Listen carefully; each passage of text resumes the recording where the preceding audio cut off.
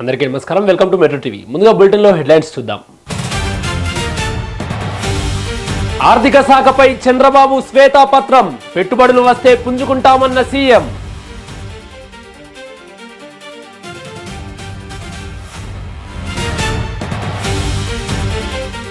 చెన్నై పోలీసులపై ఉదయనిధి ఆగ్రహం, అరెస్టును జోక్గా కామెంట్.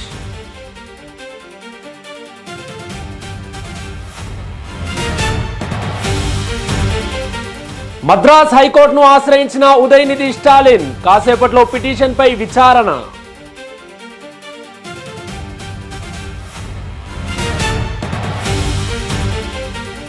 సైదాబాద్లో పట్టపగలు దారుణ హత్య, సింగరేణి కాలనీలో కత్తితో దాడి.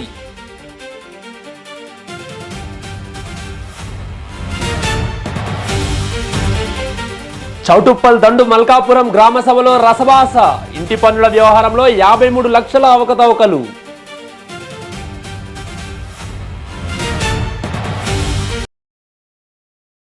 బులెటిన్లో డీటెయిల్స్ చూద్దాం. ఇక దేశ రాజధాని ఢిల్లీలో హై డ్రామా చోటు చేసుకుంది.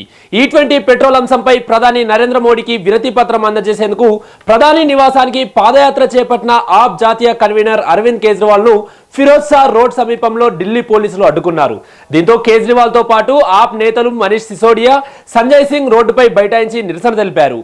ఈ ఘటనతో అక్కడ కొద్దిసేపు ఉద్రిక్తత పరిస్థితులు నెలకొన్నాయి. E20 పెట్రోల్ అంశంపై ఆప్ చేపట్టిన ఆందోళన రాజకీయంగా చర్చనీయాంశంగా మారింది.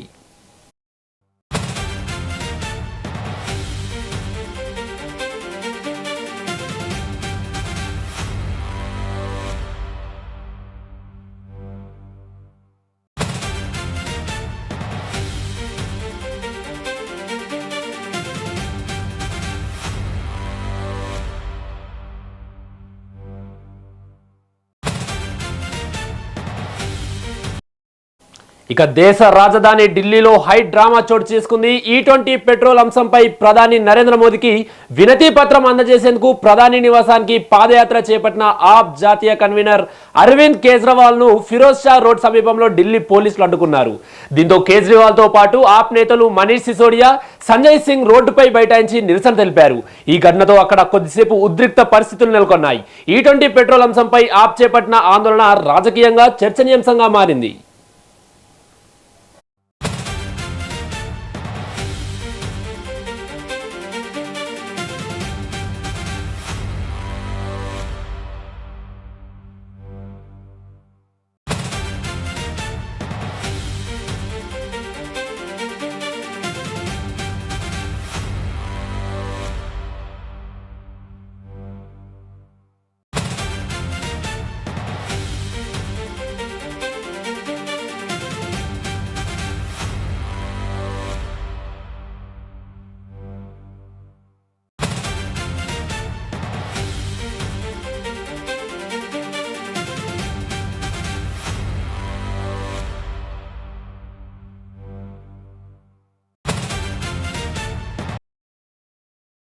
తమిళనాడు సీఎం విజయ్ ప్రముఖ నటి త్రిషాను ఉద్దేశించి డీఎంకే ప్రతిపక్ష నాయకుడు ఉదయనిధి స్టాలిన్ చేసిన వివాదాస్పద వ్యాఖ్యలు అక్కడి రాష్ట్ర రాజకీయాల్లో తీవ్ర దుమారం రేపుతున్నాయి.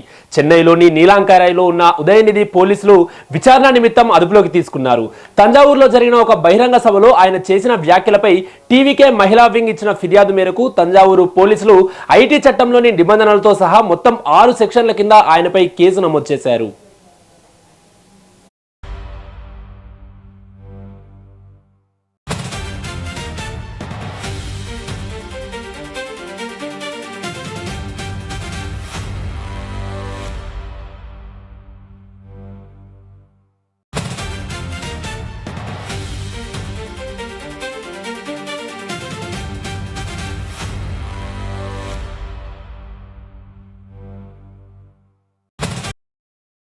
ఉదయనిధికి రక్షణ కల్పించాలని కోరుతూ డీఎంకే న్యాయవాద బృందం మద్రాస్ హైకోర్టును ఆశ్రయించింది. భారీ సంఖ్యలో డీఎంకే కార్యకర్తలు ఆయన నివాసం వద్దకు చేరుకొని నినాదాలు చేయడంతో ఆ ప్రాంతంలో భారీ పోలీస్ బందోబస్తు ఏర్పాటు చేశారు. సీనియర్ డీఎంకే నేతలు కేఎన్ నెహ్రూ, మా సుబ్రహ్మణ్యన్ తదితరులు అక్కడికి చేరుకొని అధికారులతో చర్చలు జరిపారు. తంజావూరులోని వరగల్ బిల్డింగ్ వద్ద కావేరీ జలాల హక్కులు, మేకెదాటు ప్రాజెక్టు, రైతు రుణమాఫీ తదితర అంశాలపై జరిగిన డిఎంకే నిరసన సభలో ఉదయనిధి ప్రసంగించారు. ఈ సమయంలో కార్యకర్తలు నటి త్రిష పేరును ప్రస్తావించగా ఆయన చేసిన అభ్యంతరకర వ్యాఖ్యలు తీవ్ర వివాదానికి దారితీశాయి. దీనిపై టీవీకే మహిళా వింగ్ పోలీసులకు ఫిర్యాదు చేయడమే కాకుండా రాష్ట్ర వ్యాప్తంగా నిరసనలు చేపట్టింది. మరోవైపు ఉదయనిధి వ్యాఖ్యలపై చర్యలు తీసుకోవాలని కోరుతూ టీవీకే జాతీయ అధికార ప్రతినిధి పలా సెల్వకుమార్ జాతీయ మహిళా కమిషనర్ కు ప్రత్యేకంగా ఫిర్యాదు చేశారు.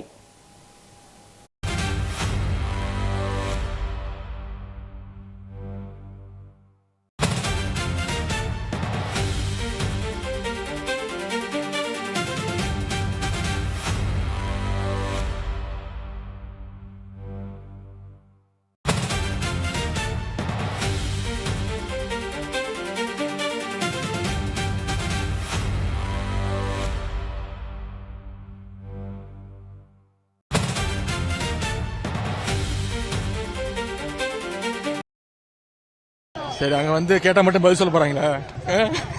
நீதிமன்றத்தில் பாத்துக்கலாம், சட்டப்படி சந்திப்போம். What was my statement? I didn't name anybody, I didn't talk in any bad taste. My the protest was ஃப்ரீயா விடுங்க, அந்த டிராஃபிக் ஜாம் ஆயிடுச்சு, ஃப்ரீயா விடுங்க, பிரஸ் பார்க்கட்டும், நான் பாத்துக்கிறேன். Yeah, I am ready to face the consequences. I am not afraid of all these arrests and all. We are ready to face the consequences. I don't think they have so much brain. These people are just a bunch of idiots. So I will face the consequence. சட்டசபையில மட்டும் கேள்வி கேட்டவங்க என்ன பதில் சொல்ல போறாங்களா? என்ன அந்த அளவுக்கு அவங்க தகுதி கிடையாது.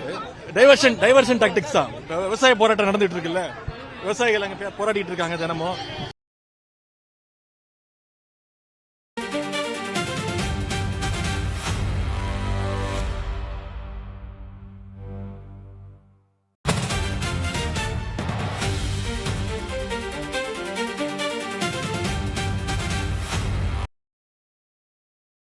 హైడ్రా ప్రజలను వేధించే సంస్థగా మారిందని బీజేపీ ఎంపీ ఈటల రాజేందర్ ఆరోపించారు. ప్రభుత్వానికి అధికారులను నియమించే అధికారం ఉన్నప్పటికీ ప్రజల ఇళ్లను కూలగొట్టే అధికారం లేదని ఈటల అన్నారు. హిట్లర్ను ఆదర్శంగా తీసుకుని హైడ్రాను ఏర్పాటు చేశామని ముఖ్యమంత్రి రేవంత్ రెడ్డి చెప్పారని, అదే తరహాలో ప్రజలను వేధిస్తున్నారని ఆయన విమర్శించారు.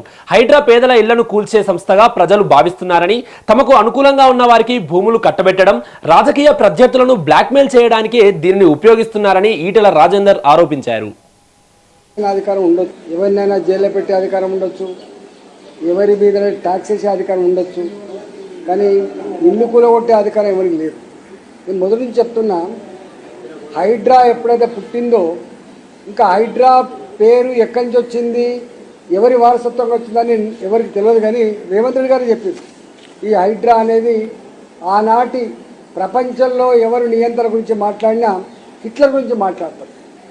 ఆ హిట్లర్ ఎన్ని దుర్మార్గాలు కొడిగట్టిండు, ఎన్ని లక్షల మందిని గ్యాస్ పైప్లను తోలి చంపేసిండు, ఎంత విధ్వంసం సృష్టించిండో మనం చూస్తాం. ఈ హైడ్రా అనే పేరట అత్యున్నతమైన నిర్ణయాలు తీసుకున్నటువంటి ఒక బాడీ. హిట్లర్ రాజ్యంలో ప్రజల మీద అఘాయిత్యాలు కావచ్చు, ప్రజలను చంపే విషయంలో కావచ్చు, ఇవాళ ప్రజాస్వామ్యాన్ని కూలి చేసే విషయంలో కావచ్చు, తీసుకునే నిర్ణయాల సంస్థ పేరే హైడ్రా అని చెప్పి అయితే వారు చెప్పిండ్రు.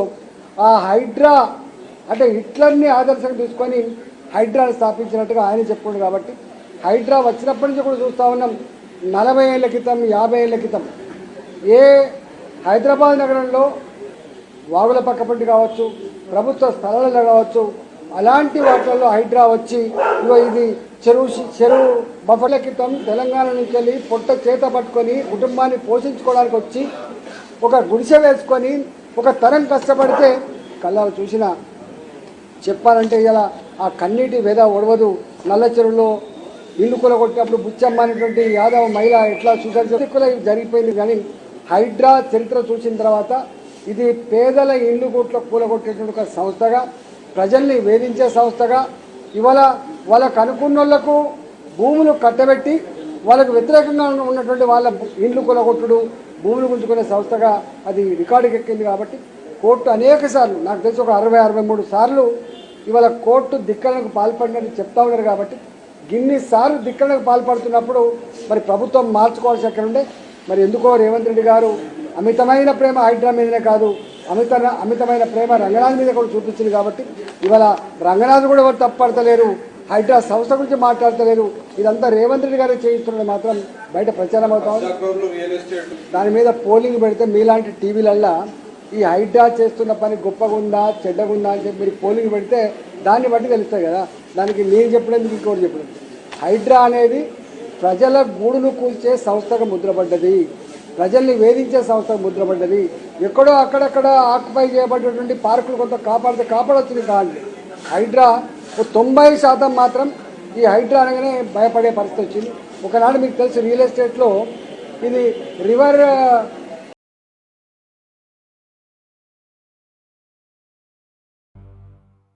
ప్రభుత్వానికి విచక్షణ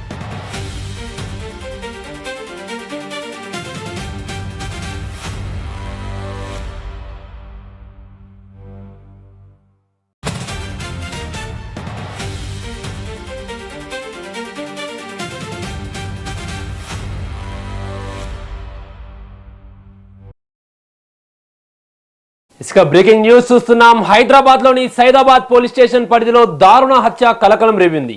సింగరేణి కాలనీలో హమేర్ అనే వ్యక్తిపై ఓ స్థానిక యువకుడు కొబ్బరికాయల కత్తితో అందరూ చూస్తుండగానే విచక్షణ రహితంగా దాడి చేశాడు. తీవ్రంగా గాయపడిన హమేర్ను స్థానికులు వెంటనే ఆసుపత్రికి తరలించగా చికిత్స పొందుతూ మృతి చెందాడు. మృతుడు హమేర్పై గతంలో పలు క్రిమినల్ కేసులు నమోదైనట్లు పోలీసులు తెలిపారు. ఘటనపై కేసు నమోదు చేసిన పోలీసులు దాడికి దారితీసిన కారణాలేంటి, నిందితుడితో ఉన్న విభేదాలేమైనా ఉన్నాయా అనే కోణాల్లో దర్యాప్తు చేపట్టారు.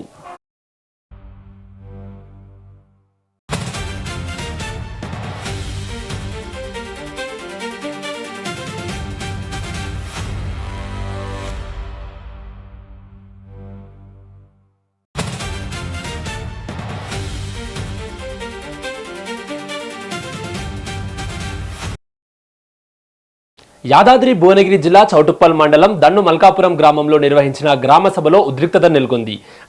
గ్రామ సెక్రటరీ రమాదేవి ఇంటి పన్నుల వ్యవహారంలో 53 లక్షల రూపాయలు అవకతవకలు జరిగాయని ఆరోపిస్తూ గ్రామస్తులు ఆగ్రహం వ్యక్తం చేశారు. 4 నెలలుగా వివరణ ఇవ్వకపోవడమే కాకుండా అధికార పార్టీ నాయకుల ఒత్తిడితో ఎలాంటి చర్యలు తీసుకోవడం లేదని గ్రామస్తులు ఆరోపించారు.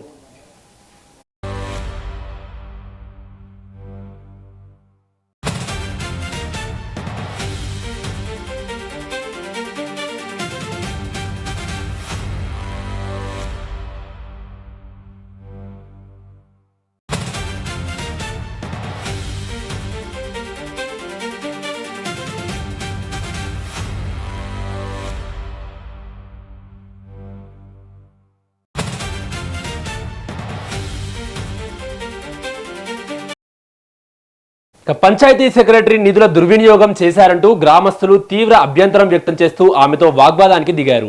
తమ ఆరోపణలపై నిజ నిర్ధారణ జరిగే వరకు గ్రామ సభ కొనసాగించబోమంటూ సభ నుంచి వాకౌట్ చేసి గ్రామ పంచాయతీ కార్యాలయం ఎదుట ఆందోళన చేపట్టారు. అయితే తనపై వచ్చిన ఆరోపణలకు ఇప్పటికే అధికారులకు వివరణ ఇచ్చానని, గ్రామస్తుల ముందు చెప్పేందుకు అవకాశం కల్పించలేదని పంచాయతీ సెక్రటరీ రమాదేవి తెలిపారు. పంచాయతీరాజ్ చట్టం ప్రకారమే నిధులను వినియోగించామని, ఎలాంటి దుర్వినియోగం జరగలేదని ఆమె స్పష్టం చేశారు.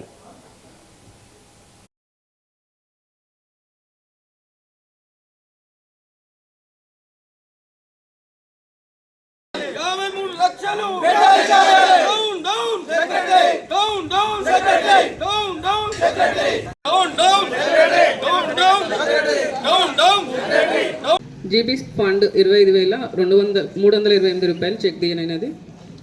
గ్రామ పంచాయతీ పేపర్ బిల్లు 6వ నెల 220 రూపాయలు. గ్రామ పంచాయతీ సిబ్బంది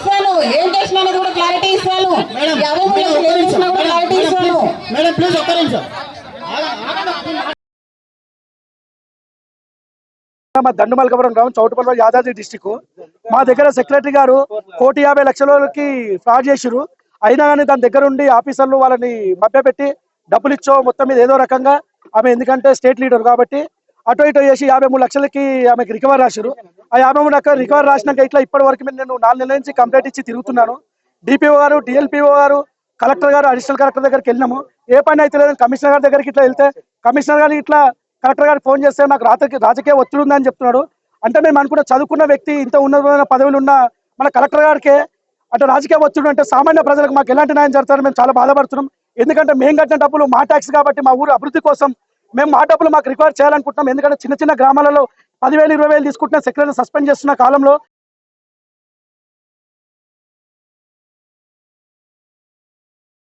మా దండుమల్కాపురం గ్రామం చౌటుపల్లి యాదాద్రి డిస్టిక్. ఈరోజు మా దండుమల్కాపురం గ్రామ పంచాయతీ ఆవరణలో గ్రామ సభ ఏర్పాటు చేయడం జరిగింది. గ్రామ జీపీడీపీ ఏర్పాటు చేయడంలో భాగంగా ఈరోజు గ్రామ పంచాయతీ గ్రామ సభ ఏర్పాటు చేయడం జరిగింది. అయితే గ్రామ సభలో కొన్ని అనుకోని సంఘటనలు, ఎందుకంటే మా గత 7 నెలలుగా మా ఊర్లో జరుగుతున్న, మా గ్రామ పంచాయతీలో జరుగుతున్న విషయాల మీద మా ఊర్లో ఉన్న ప్రజలు కొందరు కలెక్టర్ వారికి కంప్లైంట్ చేయడం జరిగింది. గ్రామ పంచాయతీ నిధులు గత 2 సంవత్సరాలు స్పెషల్ ఆఫీసర్ టైంలో ఏదైతే ఉందో దాంట్లో దుర్వినియోగం జరిగినాయి అనే విషయంలో నా దృష్టికి తీసుకురావడం జరిగింది.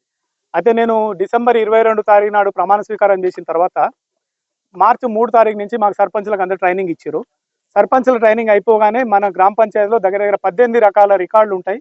అవన్నీ చూసుకోవాల్సిన బాధ్యత సర్పంచ్దే అనే విషయం నాకు ఎప్పుడైతే తెలిసిందో నేను వచ్చి మార్చి 1st వీక్లో ఒకసారి మన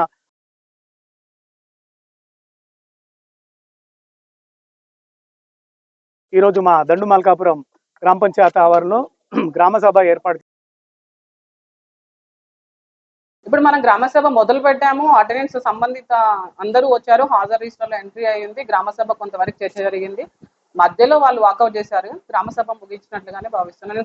నేను కనుక్కున్న మా పై అధికారులని గ్రామ సభ జరిగినట్టుగానే చెప్పారు వాళ్ళు. ఇదైతే ఈ గ్రామ సభ జరిగినట్టు. వాళ్ళు మధ్యలో బైకాట్ చేశారు, కానీ గ్రామ సభ మొదలవ్వడం జరిగింది, చర్చ చేయడం కూడా జరిగింది.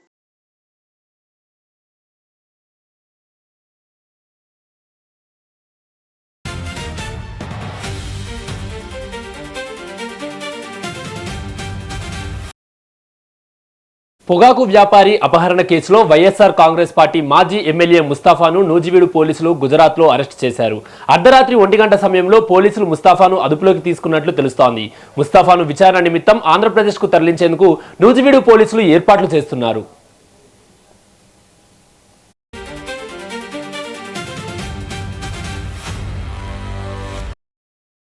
కొయ్యాలగూడెం నుంచి గుంటూరుకు పొగాకు బేళ్లతో వెళ్తున్న వ్యాన్ను నూజివీడు సమీపంలో 2 కార్లలో వచ్చిన ముస్తాఫా కుమారుడు బషీర్, అతని అనుచరులు అడ్డుకున్నారు. పొగాకు లోడ్తో సహా వాహనాన్ని లాక్కొని వ్యాపారి కుమారుడు అభి, డ్రైవర్ బాలరాజు, గుమాస్తా దుర్గారావులను బలవంతంగా కిడ్నాప్ చేశారు. వ్యాపార లావాదేవీలు మరియు బాకీ డబ్బులు వసూలే లక్ష్యంగా ఈ కిడ్నాప్ జరిగినట్లు పోలీసులు నిర్ధారించారు.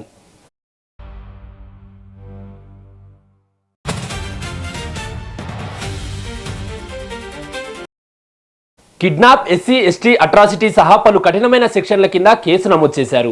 పోలీసుల హెచ్చరికలతో భయపడిన 5గురు అనుచరులు గతవారమే పేదకాకాని పోలీస్ స్టేషన్లో లొంగిపోయారు. ఇప్పటి నుంచి ఎమ్మెల్యే ముస్తాఫా పరార్లో ఉంటూ నిరంతరం స్థావరాలు మారుస్తున్నారు. ముస్తాఫా కోసం పోలీసులు లుకౌట్ నోటీసులు జారీ చేశారు. గాలింపు తీవ్రం చేశారు. చివరకు గుజరాత్లో ఆయన ఆచూకీని కనిపెట్టి అరెస్ట్ చేశారు.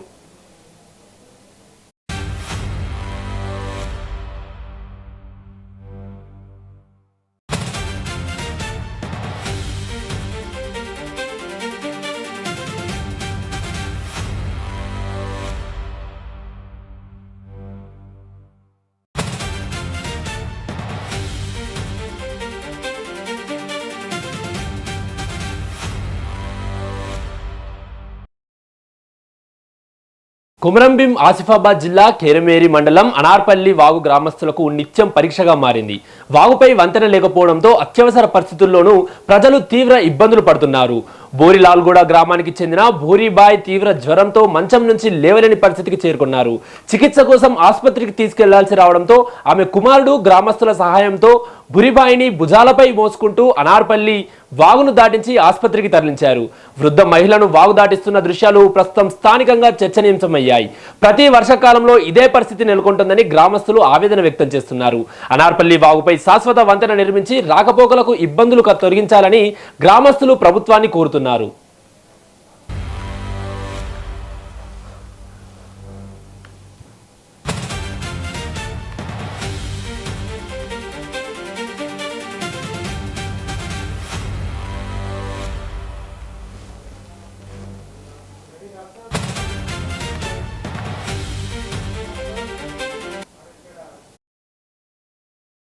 మచిలీపట్నంలో ప్రభుత్వ లేడీస్ హాస్టల్లో 6 విద్యార్థినులు ఒక్కసారిగా అస్వస్థతకు గురయ్యారు. ఇంజెక్షన్ తీసుకున్న అనంతరం చేతులు కాళ్ళు బిగుసుకుపోతున్నాయని వారు ఫిర్యాదు చేయడంతో అధికారులు అప్రమత్తమయ్యారు. వెంటనే విద్యార్థినులను ప్రభుత్వ ఆసుపత్రికి తరలించి చికిత్స అందిస్తున్నారు. ప్రస్తుతం వారి ఆరోగ్య పరిస్థితిని వైద్యులు నిరంతరం పర్యవేక్షిస్తున్నారు. ఘటనపై మంత్రి కొల్లు రవీంద్ర, జిల్లా కలెక్టర్ బాలాజీ ఆరా తీసి పూర్తి వివరాలు తెలుసుకున్నారు. విద్యార్థినులకు మెరుగైన వైద్యం అందించాలని అధికారులను ఆదేశించారు.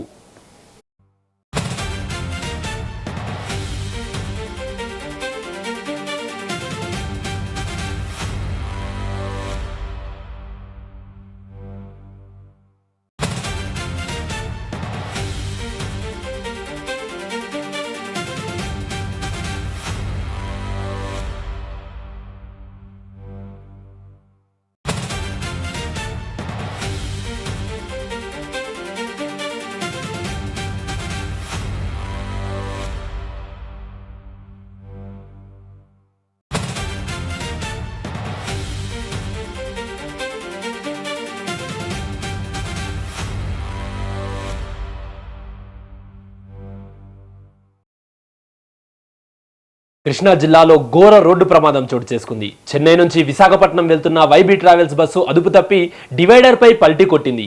ఈ ప్రమాదంలో 12 మంది ప్రయాణికులు గాయపడగా వారిలో 3 పరిస్థితి విషమంగా ఉంది.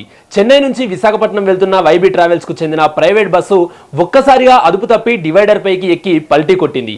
ప్రమాద సమయంలో బస్సులో సుమారు 25 మంది ప్రయాణికులు ఉన్నారు. ప్రమాదంలో 12 మందికి గాయాలవగా వారిలో 3కి తీవ్ర గాయాలయ్యాయి. పోలీసులు ఘటనా స్థలానికి చేరుకొని గాయాలైన వారిని ఆసుపత్రికి తరలించారు.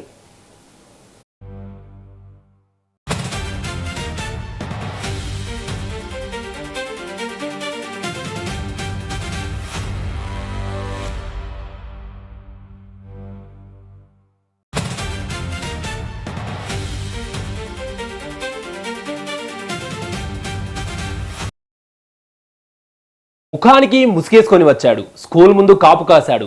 తాను అనుకున్న మహిళా టీచర్ మెట్లు దిగి వస్తుండగానే కత్తితో అటాక్ చేశాడు. రక్తపు మడుగులో పడి ఆమె అక్కడే చనిపోయింది.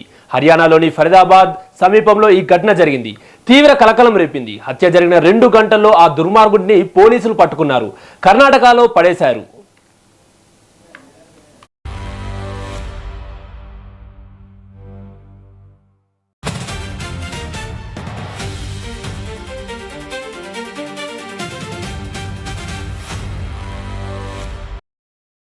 అర నిమిషంలో 25 కత్తిపోట్లు పొడిచాడు. ఆ టీచర్ వయసు 30 ఏళ్లు కాగా నిందితుడికి 21 ఏళ్లు చెప్తున్నారు.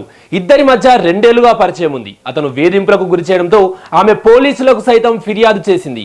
ఆ కోపంతో టీచర్ని అత్యంత కిరాతకంగా పొడిచి హత్య చేశాడు. మరోవైపు కంప్లైంటే చేసినప్పుడు కఠినంగా చర్యలు తీసుకుని ఉంటే ఆమె ప్రాణాలు పోయి ఉండేవి కావని అభిప్రాయం వినిపిస్తోంది.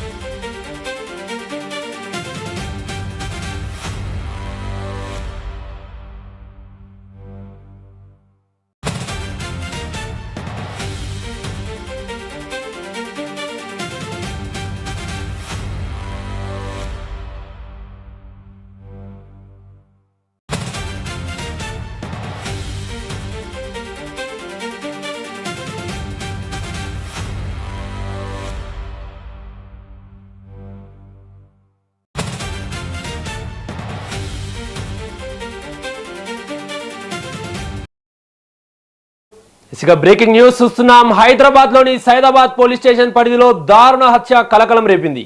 సింగరేణి కాలనీలో హమేర్ అనే వ్యక్తిపై ఓ స్థానిక యువకుడు కొబ్బరికాయలు కొట్టే కత్తితో అందరూ చూస్తుండగానే విచక్షణారహితంగా దాడి చేశాడు. తీవ్రంగా గాయపడిన హమేర్ను స్థానికులు వెంటనే ఆసుపత్రికి తరలించగా చికిత్స పొందుతూ మృతి చెందాడు. మృతుడు హమేర్పై గతంలో పలు క్రిమినల్ కేసులు నమోదైనట్లు పోలీసులు తెలిపారు.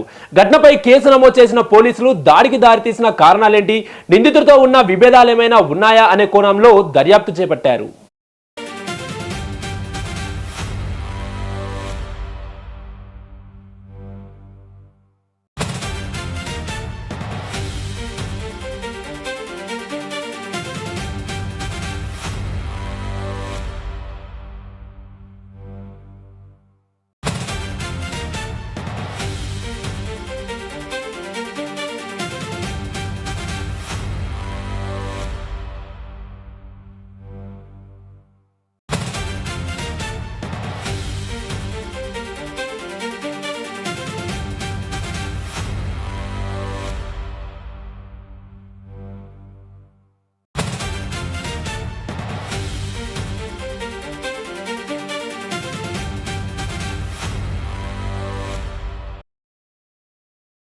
అమెరికా పర్యటనలో భాగంగా బీజేపీ తెలంగాణ రాష్ట్ర అధ్యక్షుడు ఎన్ రామచంద్రరావు న్యూజెర్సీలో నిర్వహించిన మీట్ అండ్ గ్రీట్ కార్యక్రమంలో పాల్గొన్నారు. ప్రవాస భారతీయుల ఆయనకు ఘన స్వాగతం పలికారు. తెలంగాణలో జరుగుతున్న అభివృద్ధి కార్యక్రమాలు, దేశంలో కేంద్ర ప్రభుత్వం అమలు చేస్తున్న పథకాలు, ప్రజా సంక్షేమ కార్యక్రమాలపై రామచంద్రరావు వారితో చర్చించారు. ప్రవాస భారతీయులు తెలంగాణతో తమ అనుబంధాన్ని కొనసాగిస్తూ రాష్ట్ర అభివృద్ధికి సహకరించాలని ఆయన పిలుపునిచ్చారు. అనంతరం పలువురు ఎన్ఆర్ఐలు ఆయనతో సమావేశమై తమ అభిప్రాయాలు, సూచనలు పంచుకున్నారు. ఆత్మీయ వాతావరణంలో కొనసాగింది.